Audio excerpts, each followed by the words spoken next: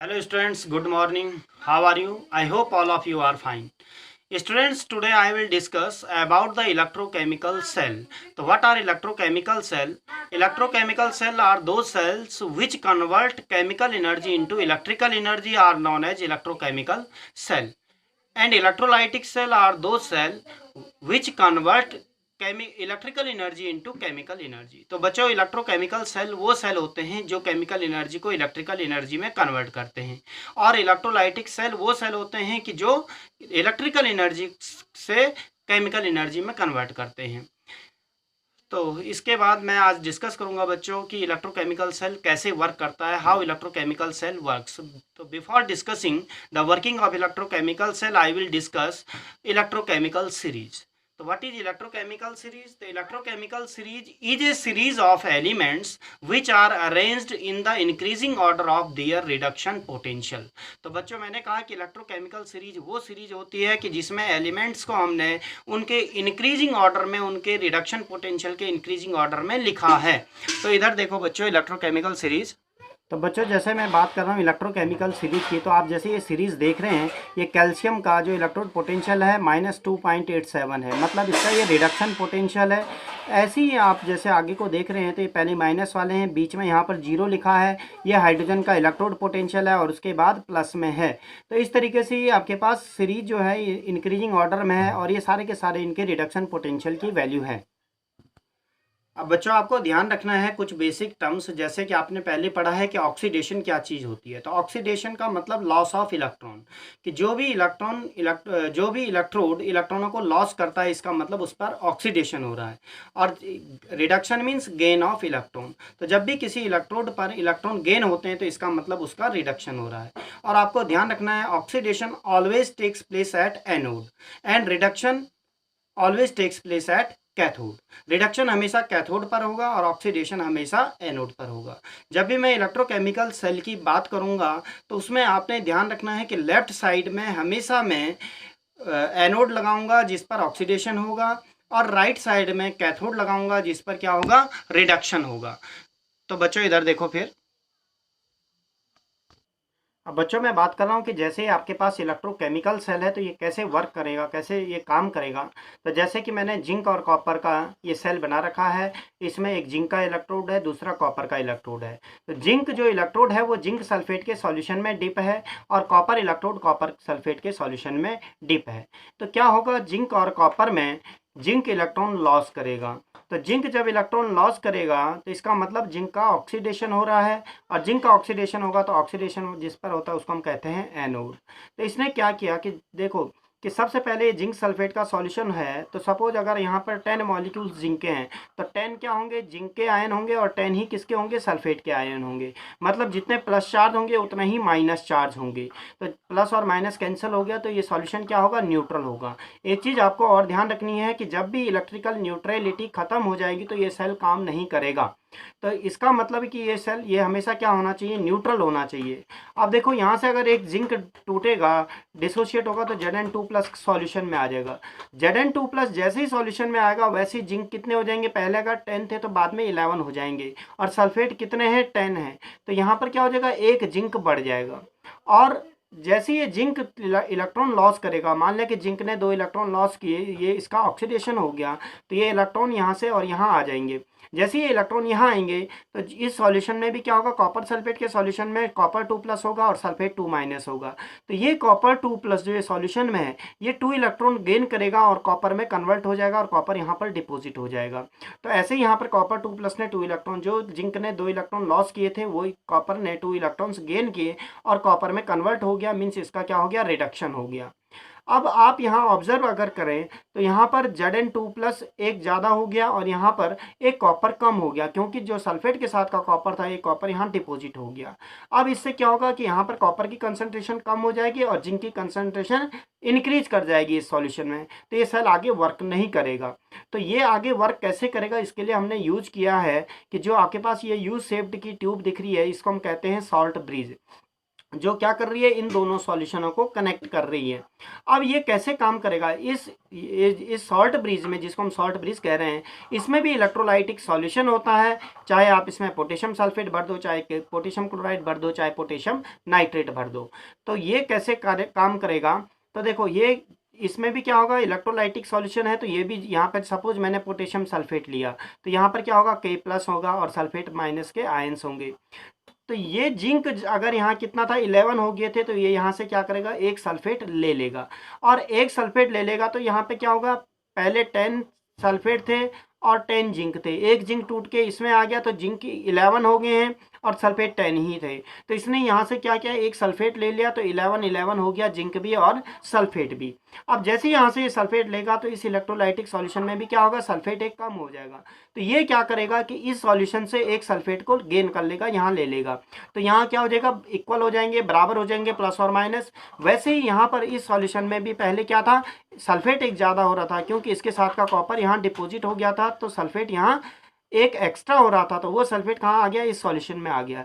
तो इस तरीके से ये सॉल्ट ब्रिज का काम, सॉल्ट ब्रिज ने इस तरीके से काम किया कि जो इलेक्ट्रिकली इन सॉल्यूशंस को न्यूट्रलाइज करता रहे, मीन्स बैलेंस बनाता रहे। फिर से क्या होगा, दूसरा जिंक ब्रेक डाउन होगा और ये सल्फेट यहाँ से ले लेगा, और ये सल्फेट यहाँ से लेगा, तो यहाँ पर क्या हो जाएगा, फिर से कम हो जाएगा, और ये क्या करेगा, इस सॉल्यूशन से यहाँ सल्फेट ले लेगा। तो इस तरीके से ये सॉल्ट ब्रिज क्या काम करता है, इसका फंक्शन क्या है कि ये मेंटेन करता है इलेक्ट्रिकल न्यूट्रलिटी को, और दूसरी चीज ये सर्किट को कंप्लीट करता है, जिससे करंट कंटिन्यूअसली फ्लो करता रहेगा। तो बच्चों ये कंटिन्यूअसली इलेक्ट्रॉन्स, यहाँ जिंक 2 इलेक्ट्रॉन लॉस करता रहेगा, और ये इलेक्ट्रॉन्स इधर को मूवमेंट करते रहेंगे और इस इलेक्ट्रोड की तरफ को आते रहेंगे, और इलेक्ट्रॉनों के फ्लो को ही हम कहते हैं करंट। यहाँ पर हमने वोल्टामीटर लगा रखा है, जो हमें बताएगा कि कितना वोल्टेज, मीन्स कितना यहाँ पर पोटेंशियल डिफरेंस क्रिएट हो रहा है, मीन्स कितना करंट इसमें फ्लो कर रहा है।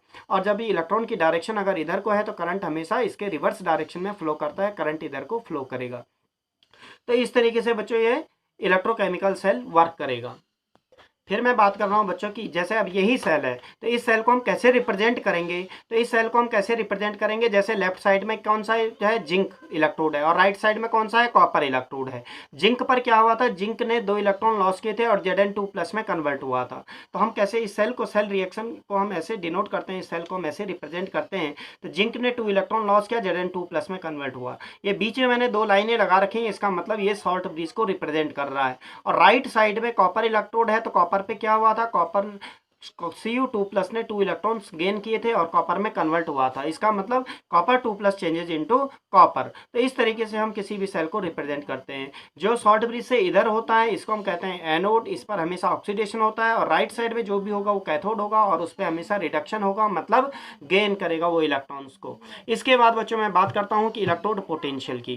तो इलेक्ट्रोड पोटेंशियल क्या चीज़ होती है, तो इलेक्ट्रोड पोटेंशियल का मतलब इलेक्ट्रॉनों को लॉस करना या गेन करना, कि कितनी उसकी टेंडेंसी है इलेक्ट्रॉनों को लॉस करने की या गेन करने की। अगर इलेक्ट्रॉन लॉस करने की जितनी टेंडेंसी होगी, उसको हम कह देते हैं इतना उसका ऑक्सीडेशन पोटेंशियल है। और अगर मैं गेन करने की टेंडेंसी की बात करता हूं, तो इसका मतलब उसका उतना ही रिडक्शन पोटेंशियल है। तो जो मैंने अभी आपको इलेक्ट्रोकेमिकल सीरीज लिखाई थी, उसमें रिडक्शन पोटेंशियल की फॉर्म में हमने वो सीरीज लिखी थी, जो इंक्रीजिंग ऑर्डर में थी उनकी रिडक्शन पोटेंशियल की, मतलब इलेक्ट्रॉनों को गेन करने की टेंडेंसी उसके डाउन द ग्रुप इंक्रीज कर रही थी। और इलेक्ट्रोकेमिकल सेल में हम ये भी पता कर सकते हैं कि जैसे कोई चीज़ आपके पास ऊपर लिखी है, जो आपके पास माइनस में, जैसे कि बच्चों हम इस सीरीज से पता कर सकते हैं कि किसका रिडक्शन होगा और किसका ऑक्सीडेशन होगा। मान लिया कि यहाँ ऊपर है लिखा हुआ कैल्शियम -2.87, और फिर यहाँ पर लिखा हुआ है जिंक का इलेक्ट्रोड है। तो अगर मैं कैल्शियम और जिंक के इलेक्ट्रोड को लगा दूंगा, तो रिडक्शन पोटेंशियल जिंक का ज़्यादा है और कैल्शियम का कम है। इसका मतलब इन दोनों को अगर मैं लगाऊंगा, तो कैल्शियम का रिडक्शन होना है, और कैल्शियम का ऑक्सीडेशन होना है, और जिंक का रिडक्शन होना है। दूसरा, आप ऐसे भी ध्यान रख सकते हैं कि जो भी ऊपर होगा उसका हमेशा ऑक्सीडेशन होगा, और जो नीचे होगा लिखा हुआ उसका हमेशा रिडक्शन होना है, मतलब वो हमेशा इलेक्ट्रॉन गेन करेगा और ऊपर वाला हमेशा इलेक्ट्रॉनों को लॉस करेगा। अब बच्चों मैं बात कर रहा था इलेक्ट्रोड पोटेंशियल की। तो इलेक्ट्रोड पोटेंशियल कैसे होगा कि किसी भी इलेक्ट्रोड की टेंडेंसी जो गेन या लॉस करने की है, वो क्यों है, क्योंकि इलेक्ट्रोड और इलेक्ट्रोलाइटिक सॉल्यूशन के बीच में एक पोटेंशियल क्रिएट होता है, जिसकी वजह से ये इलेक्ट्रॉनों को या तो लॉस करेगा या फिर गेन करेगा। अब मैं बात कर रहा हूँ, जैसा कि बच्चों मैंने आपको इलेक्ट्रोड पोटेंशियल समझाया, इसके बाद मैं बात कर रहा हूँ बच्चों कि स्टैंडर्ड इलेक्ट्रोड पोटेंशियल। तो जब भी हम किसी सेल को 298 केल्विन के टेम्परेचर पर 1 एटमॉस्फेरिक प्रेशर पर और अगर इलेक्ट्रोलाइटिक सॉल्यूशन की कंसंट्रेशन 1 मोलर है तो उस टाइम पर हम उसे कहते हैं स्टैंडर्ड इलेक्ट्रोड पोटेंशियल।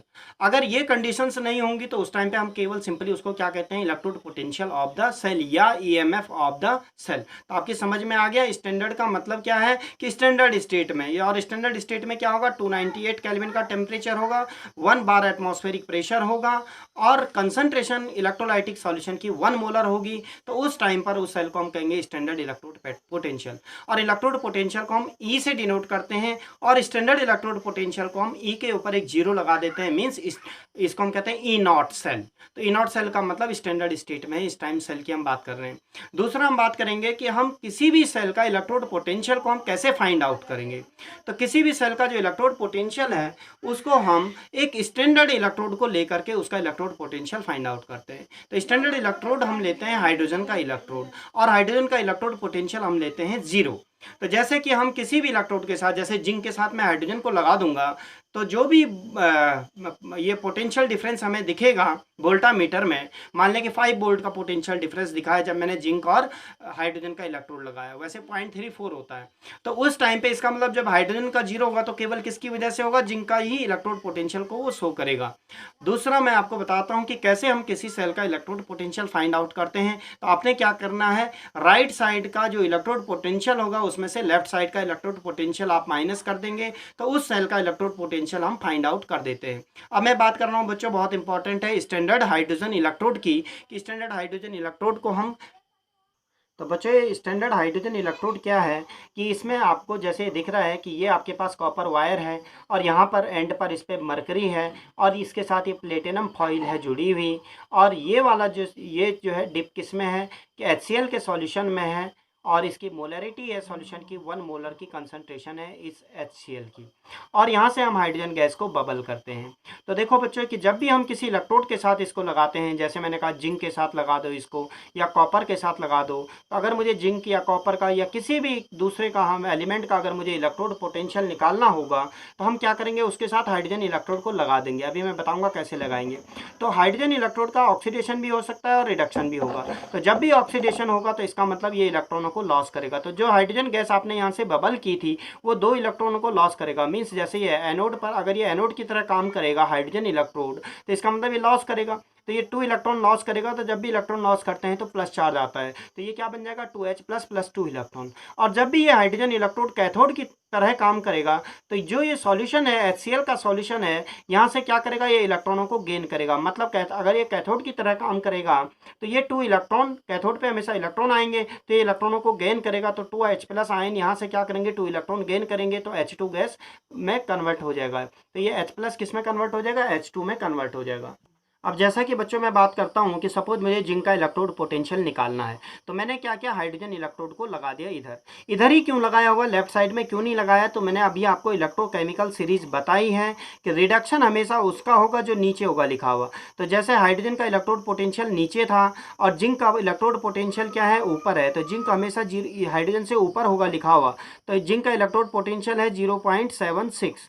तो ये आपके पास क्या है, माइनस का 0.76 है, तो ये ऊपर है लिखा हुआ, बीच में 0 है और यहाँ नीचे पॉजिटिव वैल्यू है। तो इसका मतलब ये नीचे हाइड्रोजन है तो इसका रिडक्शन होना है और ऊपर जिंक है तो इसका ऑक्सीडेशन होना है। तो इसलिए मैंने कहा था आपको कि हमेशा राइट साइड में वो लगाना है जिसका रिडक्शन हो रहा है और लेफ्ट साइड में जिसका ऑक्सीडेशन हो रहा है, मतलब एनोड हमेशा लेफ्ट साइड में। तो आपके पास क्या होगा कि जैसे हमने ये सेल बनाया, इसका ये सॉल्ट ब्रिज वर्किंग बिल्कुल सेम होगी जैसे मैंने आपको पहले बताया। तो ये वोल्टामीटर ने रीडिंग दी 0.76, ये माइनस में तो नहीं बताएगा हमें, लेकिन इसने बताया हमें 0.76 वोल्ट इस इनके बीच में पोटेंशियल डिफरेंस है। अब हम कैसे निकालेंगे जिंक का इलेक्ट्रोड पोटेंशियल, तो इसके लिए आपके पास फॉर्मूला है E cell equal to E right minus E left, या आप कह सकते हैं कि E not cell is equal to, E not क्यों लगाया मैंने अभी आपको पहले बताया है कि ये आपके पास स्टैंडर्ड स्टेट में है, तो आप लिख सकते हैं E not cathode minus E not anode. मतलब कि जो इलेक्ट्रोड पोटेंशियल है कैथोड का माइनस कर दो उसमें से एनोड का इलेक्ट्रोड पोटेंशियल, तो आपके पास इस सेल का इलेक्ट्रोड पोटेंशियल निकल जाएगा। तो मैंने देखा कि E0 सेल आपके पास कितना आया, 0.76 आया। E0 राइट मतलब राइट साइड में हाइड्रोजन इलेक्ट्रोड है और इसका इलेक्ट्रोड पोटेंशियल होता है 0, मैंने यहाँ पर 0 लिख दिया। माइनस E0 लेफ्ट मतलब E0 लेफ्ट में कौन सा है, जिंक इलेक्ट्रोड है, तो मैंने जिंक इलेक्ट्रोड लिख दिया। इसको इधर ले आओ, इसको इधर ले आओ, तो E0 Zn2 + Zn is equal to minus 0.76 volt. तो इसका मतलब इलेक्ट्रोड पोटेंशियल आपने निकाल दिया जिंक इलेक्ट्रोड का। ऐसे ही अगर मैं सपोज बात करता हूँ कॉपर के इलेक्ट्रोड का आपको निकालना है, तो आप क्या करोगे, हाइड्रोजन का इलेक्ट्रोड इसमें लेफ्ट साइड में लगाओगे और कॉपर का इधर को राइट साइड में लगा दोगे। क्यों लगाएंगे, और बीच में आपने वोल्टामीटर लगा दिया जो हमें पोटेंशियल डिफरेंस बताएगा। ऐसा क्यों हुआ, क्योंकि कॉपर अगर आप देखेंगे तो कॉपर क्या होगा, हाइड्रोजन से नीचे होगा, तो कॉपर 0 है तो यहाँ पॉजिटिव वैल्यू में होगा, कॉपर का होता है प्लस 0.34 वोल्ट। ये तो वैसे हमें पता है इलेक्ट्रोकेमिकल सीरीज से, लेकिन हमने निकाला कैसे होगा, तो हमने क्या किया होगा, लेफ्ट साइड में हाइड्रोजन इलेक्ट्रोड लगाया और राइट में कॉपर इलेक्ट्रोड लगाया, और हमने देखा कि यहाँ पर आया 0.34 वोल्ट। पोटेंशियल इसने पोटेंशियोमीटर ने हमें ये बताया, वोल्टामीटर ने हमें बताया कि कितना इसके बीच में पोटेंशियल डिफरेंस है 0.34। अब हम क्या करेंगे, फिर से ई सेल निकाल देंगे, तो E0 cell is equal to E right minus E left. तो इसने बताया हमें 0.3 वोल्ट है पोटेंशियल डिफरेंस सेल का, तो 0.34 यहाँ लिख दो, और 0 है हाइड्रोजन राइट में है कॉपर इलेक्ट्रोड, तो कॉपर इलेक्ट्रोड E0 कॉपर लिख देंगे, और माइनस हाइड्रोजन इलेक्ट्रोड का इलेक्ट्रोड पोटेंशियल लेफ्ट साइड में हाइड्रोजन है तो इसका 0 हो जाएगा, इसका 0 हो जाएगा, तो E0 कॉपर का कितना आ जाएगा, 0.34 प्लस में आएगा। तो इस तरीके से हम किसी भी सेल का इलेक्ट्रोड पोटेंशियल को फाइंड आउट कर सकते हैं। तो स्टूडेंट्स, अगर हमें इलेक्ट्रोलाइटिक सॉल्यूशन की कंसंट्रेशन 1 मोलर नहीं है, मतलब स्टैंडर्ड कंडीशन नहीं होंगी, तो उस टाइम पर हम किसी भी सेल का इलेक्ट्रोड पोटेंशियल को कैसे फाइंड आउट करते हैं, तो इसको हम नर्स्ट इक्वेशन की हेल्प से फाइंड आउट करते हैं। ये मैं नेक्स्ट टॉपिक में आपको समझाऊंगा कि कैसे हम नर्स्ट इक्वेशन की हेल्प से किसी भी सेल का इलेक्ट्रोड पोटेंशियल फाइंड आउट करते हैं। तो ध्यान रखना कि नर्स्ट इक्वेशन का यूज हम तब करते हैं कि जब इलेक्ट्रोलाइटिक सॉल्यूशन की कंसंट्रेशन 1 मोलर नहीं होती है, मतलब स्टैंडर्ड कंडीशन में नहीं होते हैं, उस टाइम हम नर्स्ट इक्वेशन का यूज करते हैं। तो students, that's it for today. तो stay home, stay healthy, thank you.